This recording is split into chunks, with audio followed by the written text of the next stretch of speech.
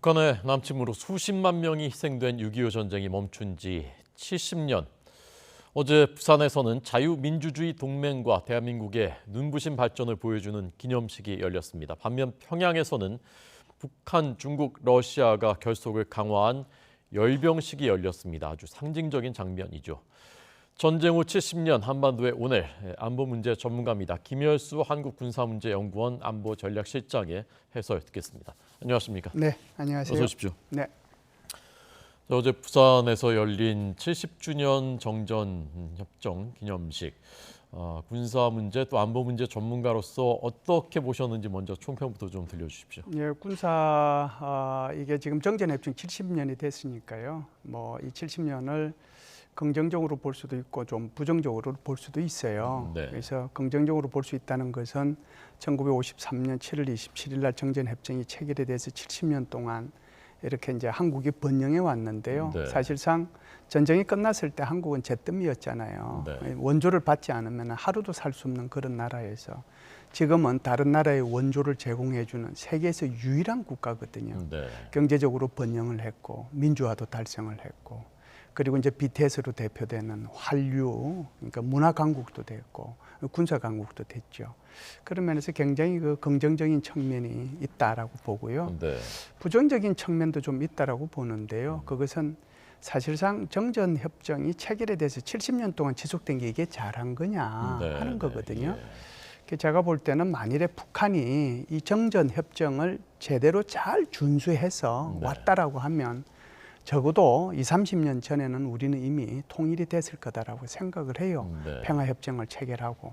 그런데 이제 북한이 계속 정전협정을 어기고 계속해서 이제 한국에 대해서 위협을 가하고 그리고 이제 침략을 하고 무력 도발을 하고 지금은 또 이제 핵미사일까지 위협하고 있는 이런 상황이지 않습니까? 네. 그런 차원에서 정전협정이 70주년이 갖는 그런 부정적인 의미도 있다라고 보고요. 지금 이제 우리 호앵커께서 질문하신 것처럼 어제 그렇게 부산에서 70주년 행사를 개최한 것은 우리 한국이 70년 동안 어떻게 발전해 왔는지를 일목요연하게 전 세계에 알리는 그런 좋은 기회였다라고 생각을 합니다. 네. 어제 행사는 키워드가 감사, 자유, 연대 이렇게 표현될 수 있을 것 같습니다.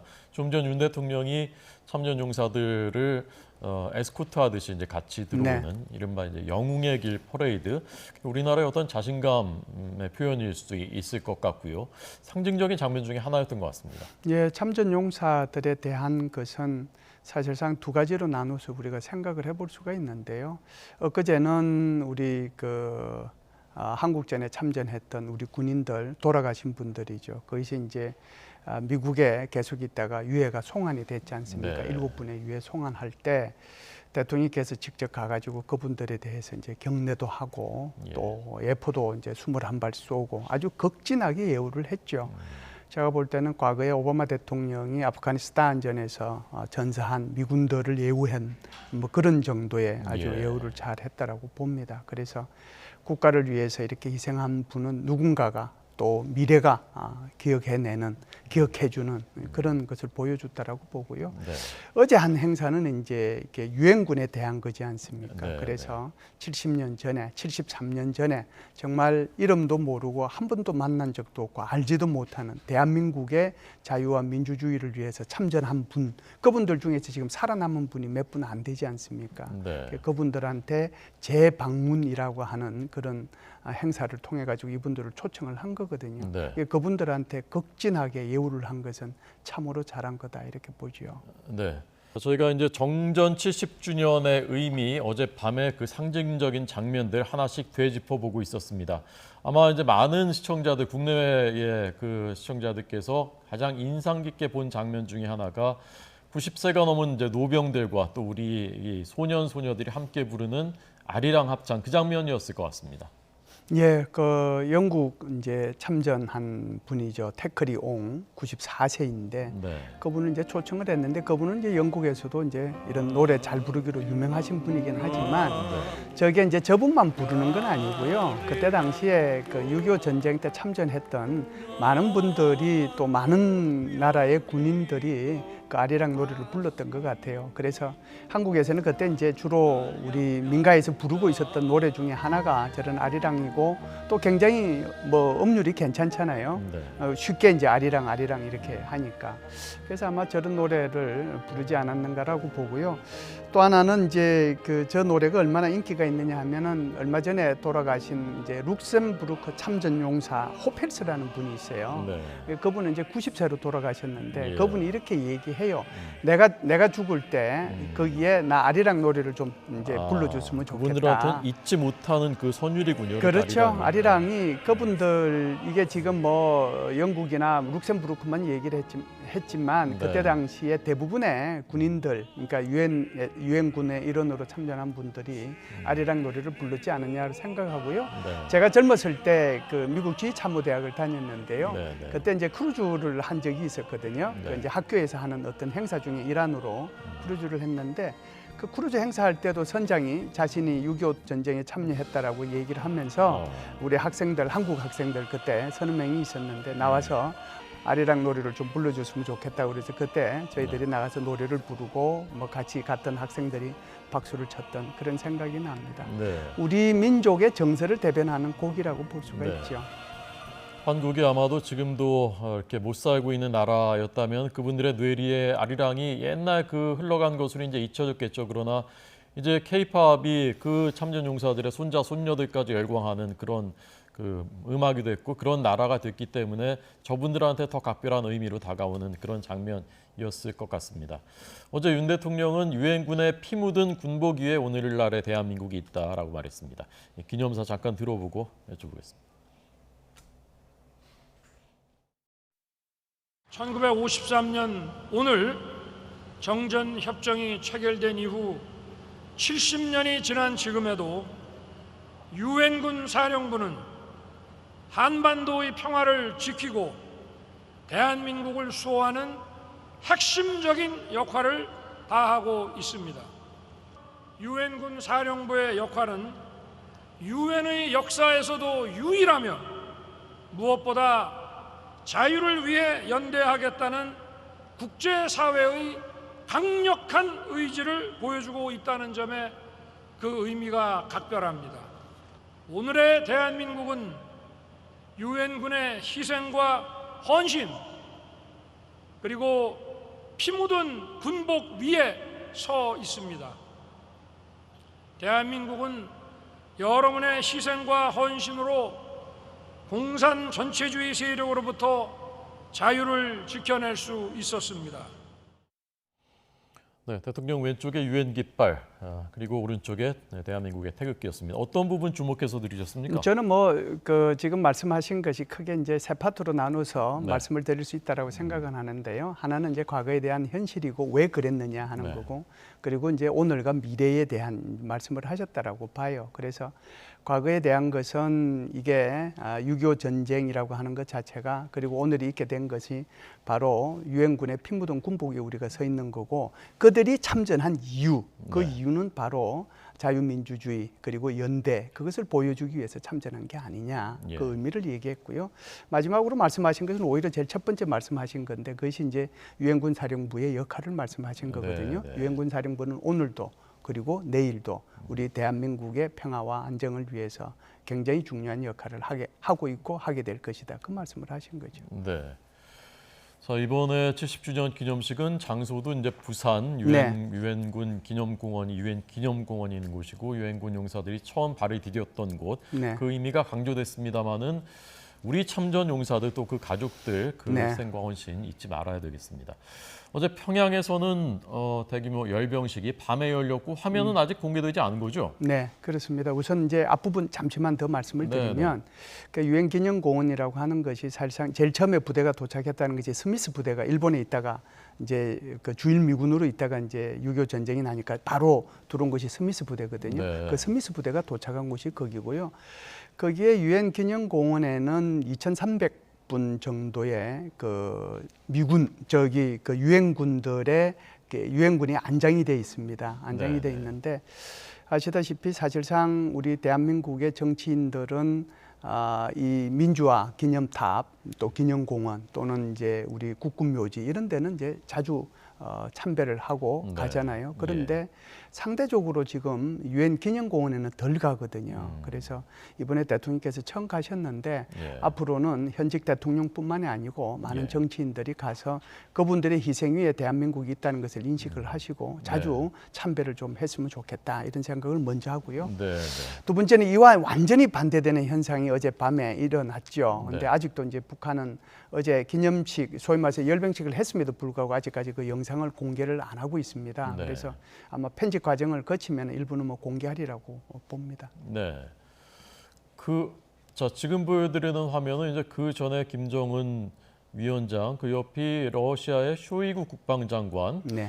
쇼이구 국방장관은 지금 우크라이나와의 전쟁을 수행하고 있는 러시아 군의 최고위 인사인데요. 여기까지 나타났고 김정은 위원장이 사실은 이제 격으로 보면은 그 장관이니까 한 단계 이제 밑인데 국빈처럼 이렇게 안내를 하고 앞장서서 가면서 안내를 하고 이런 모습들 많은 세계 언론들이 주목했단 말입니다. 어떤 장면으로 어떤 의미로 해석하셨습니까? 저기에는 아마 그 러시아는 러시아의대로 이익이 있을 거고 네. 북한은 북한대로 이익이 있으리라고 생각을 합니다. 러시아 네. 입장에서는 지금 좀 다급한 상황이죠. 왜 다급한 상황이냐면 우크라이나가 지금 대반격 작전을 벌이고 있지 않습니까? 네. 그런데 전쟁이 지금 1년 뭐 5개월이 지나가고 있으면서도 끝이 보이지 않고 러시아의 승리 소식은 오히려 들리지 않고 오히려 이제 패배 소식 쪽으로만 계속 가고 있는데 네. 이러다 보니까 이제 무기도 떨어지고 탄약도 떨어지는 거거든요. 그런데 무기와 탄약의 가장 호환성이 좋은 나라 중에 하나가 바로 북한입니다. 네. 북한의 무기체계 탄약이라고 하는 것 자체가 근본적으로 러시아를 기본으로 해가지고 다 발전시켜 온 거거든요. 그렇기 때문에 무기를 금방 갖다 써도 되는 거고 탄약을 금방 갖다 써도 되는 그런 상황이기 때문에 쇼이구 국방부 장관이 직접 와가지고 네. 아마 이 문제에 대해서 좀 상의를 하지 않았겠는가. 네. 이것이 첫 번째 이제 러시아의 이익이라고 생각을 하고요. 네. 네. 북한의 입장에서는 어떤 이익이 있겠느냐. 네. 그러니까 무기를 판매하는 게 이제 우선 큰 이익이 되겠죠. 그런데 그 대신에 이제 돌아올 게 저는 이제 통상 보면 한 가지만 얘기를 하는데 지금 저는 저 장면 보면 마치 그 무기를 판매 세일즈맨처럼 지금 김정은 그렇죠. 위원장이 설명을 막 하고 있단 말이에요. 그러는 거죠. 예. 그래서 저게 이제 두 가지 차원으로 볼 수 있는데 하나는 지금 말씀하신 것처럼 정말 무기를 세일즈하는 그런 모습을 연출하고 있지 않습니까? 네, 네. 그래서 무기를 판매해서 반대급부로 가지고 올 수 있는 것이 식량이겠죠. 네. 또는 원유가 되겠죠. 이게 이제 첫 번째일 거고 두 번째는 그보다 더 중요한 것이 있을 수도 있겠다는 생각을 합니다. 왜 그러냐면 지금 북한이 개발하고 있는 ICBM에 다탄두를 탑재하려고 하면 여기에 엄청난 기술이 필요한 거고 네. 그리고 이제 ICBM에서 재진입하려고 하면 거기에 대해서 고도의 기술이 필요한 거고 더군다나 지금 북한이 추진하고 있는 것이 핵 추진 잠수함이란 말이죠. 네. 그 핵 추진 잠수함은 아직까지 이게 지금 공개되지도 않고 있는 그런 상황인데 여기에도 엄청난 기술이 필요하단 말이죠. SLBM 같은 경우에도 더 기술이 필요하고 소위 말해서 북한이 이런 미사일 고도화를 위해서 러시아의 기술이 필요하지 않을까. 네, 네. 그래서 아마 그 부분에 대해서도 이 북한의 입장에서 쇼이구 국방부 장관한테 이런 군사 협력을 요구했을 수도 있겠다. 네. 그런 생각이 들어요. 그래서 이 북한의 이익과 러시아의 이익이 군사적으로 딱 맞아떨어졌기 때문에 저게 가능하다는 생각이 하나 있고요. 네. 두 번째는 전략적인 차원이죠. 러시아 입장에서 보면 서방과 지금 러시아가 대립관계 있지 않습니까? 네. 그런 차원에서 보면 북한을 이게 하나의 칩으로 사용하면 좋겠다는 그런 생각이 들 거고요. 네. 북한의 입장에서 보면은 러시아가 굉장히 필요하죠. 네. 계속해서 이제 유엔 안전보장이사회에서 북한을 대변해가지고 유엔 안보리에서 결의안이 통과되지 않도록 계속해서 반대표를 하고 비토권을 행사하고 그렇기 때문에 이런 기회를 이용을 해서 오히려 북한은 더 핵미사일을 개발할 수 있는 좋은 조건이라고 생각을 하거든요. 네, 네. 그래서 전략적으로도 필요한 거죠. 그래서 네. 아마 군사적으로도 전략적으로도 러시아와 이 북한이 각각 서로를 필요로 하기 때문에 네. 아마 이런 아주 국빈급으로 대우해 주지 않았는가 이런 생각을 합니다. 네. 70년의 세월, 강산이 7번 변한 세월이 지났습니다마는 북중러는 여전히 한편에 이제 결속돼 있고 네. 이쪽은 이제 우리나라와 유엔, 미국을 중심으로 한 그 모습을 보면서 앞으로 이 한반도의 앞으로의 정세, 우리가 나아가야 될 길 끝으로 어떤 그 해안을 가져야 되는지 좀 정리를 해주십시오. 이런 거죠. 사실상 이제 우리가 한미일 안보 협력을 강화하는데 한미일 안보 협력을 강화하는 근본적인 이유가 뭘까요? 이거는 북한의 핵 위협이 너무 고도화되고 있기 때문에 그런 거죠. 아마 이게 기찻길 옆 오막살이 집처럼 기찻길 소리가 그 칙칙폭폭하는 소리가 처음에는 이렇게 좀 거슬리다 나중 되면 익숙해지잖아요. 네. 북한의 핵 미사일 위협이 저렇게 고도화되고 있는데 한국 사람들은 많이 익숙해져 있어요. 네. 외국 사람들이 볼 때는 지금이라도 전쟁이 날 수 있는 그런 상황이라고 생각하고 있거든요. 근데 그런 정도이기 때문에 우리 이제 이런 북한 핵 미사일 위협에 대응하기 위해서 한미일이 안보 협력을 강화하는 거고 한국과 미국 사이의 확장 억제 전략을 더 강화하는 거잖아요. 네.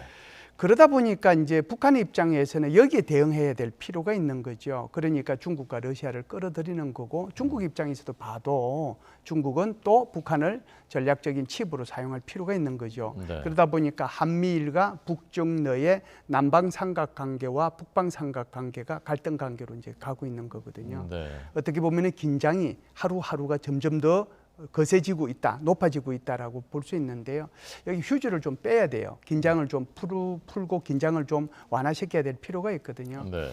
그래서 제가 볼 때는 지금 북한이 9월달에 항저우 아세안 게임에 참여할 겁니다. 그리고 이제 또 뭐 좀 안 된 얘기지만 우리 주한미군 한 명이 북한으로 월북했잖아요. 이런 계기가 하나의 어떻게 보면은 대화의 모멘텀이 될 수 있거든요. 그래서 이 대화의 모멘텀을 찾기 위해서 한국 정부도 노력하고 미국도 노력하고 국제사회도 같이 노력을 해야 이 긴장을 완화하고 다른 단계로 넘어갈 수 있지 않겠는가 그런 생각을 합니다. 네. 어제 식미와 열병식은 아직 구체적인 그 어떤 일들이 있었는지 또 김정은 위원장이 있었는지 뭐라고 말했는지 어떤 무기가 공개됐는지 아직 그 발표가 되지 않고 있습니다. 아마도 이르면 오늘 화면과 함께 공개될 가능성이 있는데 나오면 또 나오는 대로 자세하게 분석을 해드리겠습니다. 김현수 실장 고맙습니다. 네, 감사합니다.